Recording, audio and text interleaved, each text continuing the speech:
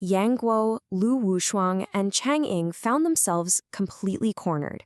Tracked down by the deadly assassin Li Mo, it truly seemed like their journey had reached its end. But salvation emerged from the most unlikely of places. It began with the slow, steady, rhythmic ringing of a humble, crippled blacksmith working quietly in his shop. When challenged, the blacksmith, Feng Mofeng, didn't even take a fighting stance. He just rhythmically struck his anvil. He calmly stated that he had left his master's gate for over 30 years, and that he must carefully think and untangle the martial arts in his heart. This quiet act created a stark, striking contrast between her aggressive bloodlust and his deeply grounded, unshakable calm. 30 years. That is exactly how long Feng Mofeng had been exiled from Peach Blossom Island. Even though his master, Huang Yashi, had broken his leg and cast him out, Feng's loyalty remained absolute. He declared softly that defending his master's honor with his own life was exactly what he wished for. This deep, unwavering devotion completely caught Li Mo off guard. This realization led to a fascinating, highly unconventional clash. Feng literally used a red-hot iron and his own crutch as weapons, but Li Mo was highly experienced in combat. As she began to gain the upper hand, Yang Guo stepped in, using only his voice. He began to call out the precise counter-moves of the jade flute swordplay, an elegant, intricate technique taught by the master of Peach Blossom Island. Guided by Yang Guo's calm voice, Feng's strikes perfectly neutralized her attacks, forcing the deadly assassin to flee into the night without striking another blow. As the heat of the forge slowly faded, the scene shifted to a tense, suffocating quiet. Shagu, one of their companions, suffered a sudden, agonizing flare-up from a poisonous attack.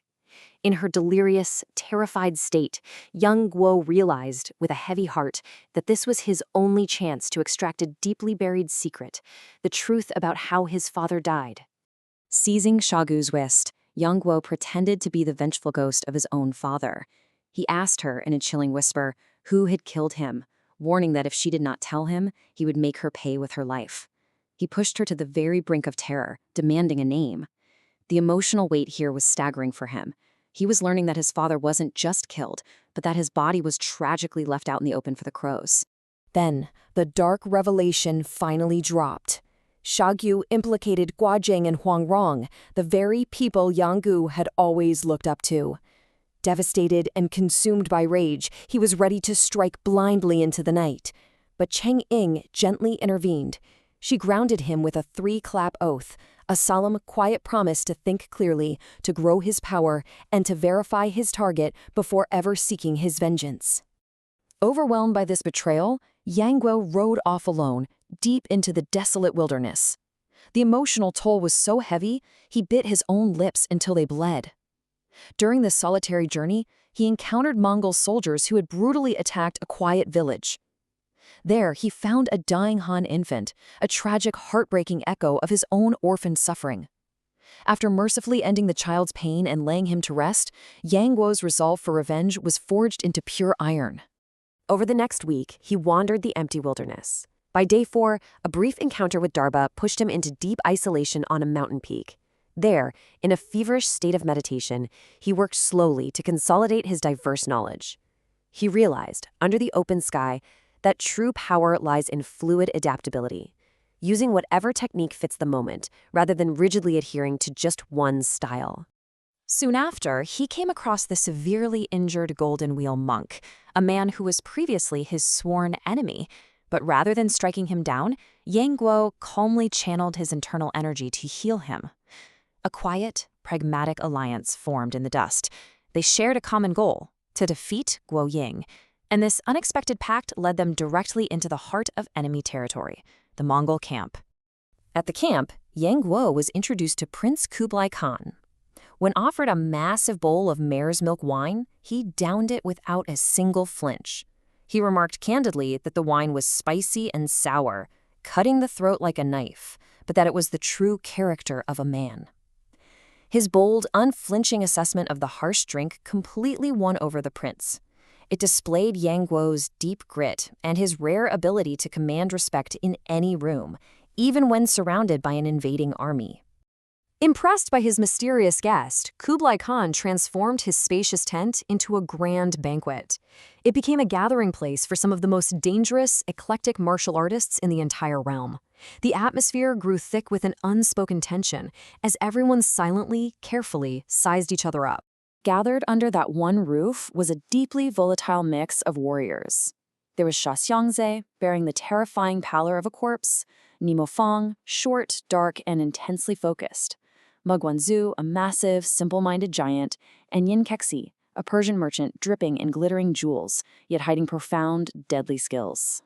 What followed was a brilliant, entirely silent demonstration of high-level combat over a simple piece of beef. Nimo Sengseng struck with a forceful iron claw approach, while Yingguoshi used subtle internal redirection to smoothly snatch the meat away. It was a breathtaking display of immense martial power channeled into the tiniest, most mundane objects, all without a single word spoken. But right at the climax of this tense standoff, the old urchin himself, Zhao Botong, suddenly dropped right into the tent. With a mischievous grin, he effortlessly snatched the contested piece of beef right out of the air and began happily munching on it. The sheer disrespect, paired with his overwhelming skill, left all these elite masters completely stunned in the candlelight. To handle the food and the sudden coordinated attacks from the room, Zhou Botong calmly employed Taiji Force, a cyclical, continuous internal energy. He didn't just block their strikes, he used a flowing circular force that caused plates to bounce perfectly off each other, gently feeding him pieces of roasted lamb right out of midair. This flowing, effortless mastery made the fierce recruited masters look like mere beginners standing in the shadows. When the Mongol guards tried to impale him with their spears, he simply grabbed the spearheads. Singing a playful, gentle nursery rhyme about a little baby rolling a silver ingot, falling heavy and growing tall, he applied different directional forces simultaneously. He effortlessly snapped the heavy spears, sending the guards tumbling softly to the ground. He treated a lethal encounter like a simple children's game, completely baffling everyone in the tent. After making a total mess of the banquet and embarrassing the guards, Zhou Botong dashed outside into the night air. But his bright laughter was abruptly cut short. The masters followed him out, only to find the old urchin completely surrounded. Facing him stood 4 mysterious figures, 3 men and a young woman. All of them were dressed in archaic green robes, looking completely out of place in the rugged Mongol camp. Why were they here? Apparently, Zhou Botong had wandered into their hidden valley and caused absolute havoc. They listed his sins with eerie calm. He had kicked over a vital alchemy furnace. He snapped a priceless 400-year-old spiritual Lingji mushroom meant for a wedding. He tore up ancient Taoist texts simply because he found them boring. And he set fire to their sword room. It was a deeply amusing list of grievances, but these captors were dead serious. Before Zhou Botong could make another swift escape, the 4 figures moved in perfect, sweeping synchronization. They deployed a massive, glowing green fishing net. Despite his peerless martial arts, Zhou Botong was caught completely off guard by their bizarre, highly coordinated formation. He was tied up tightly, slung over his shoulder, and the captors fled quickly into the shadows toward the east. Yang Guo and the Mongol masters immediately gave chase. They traced a narrow, winding stream, slipping into a hidden gorge that was completely disguised by ancient trees. They rowed a small boat deep into the silent, perilous canyon. The pursuit continued quietly, smoothly, until they hit a massive, imposing roadblock. Their path was entirely blocked by the massive 9 stone screens. The only way past was for all 6 of these deeply suspicious rival masters to put aside their bitter differences. Standing carefully on the rocks, they combined their profound internal strengths. Together, they lifted the boat completely out of the water, gliding it smoothly over the stone barrier. It was a rare, striking moment of serene teamwork among enemies, forced by the sheer, quiet geography of the gorge. Traversing deeper into the mist, they finally arrived at a secluded stone house. It sat in a place that felt entirely isolated from the rest of the waking world. Welcome to the Joyless Valley. They were received by the green-clad disciples, but the atmosphere was incredibly eerie. There was no warmth, no hospitality, just strict rules, barren rooms, and perfectly emotionless faces.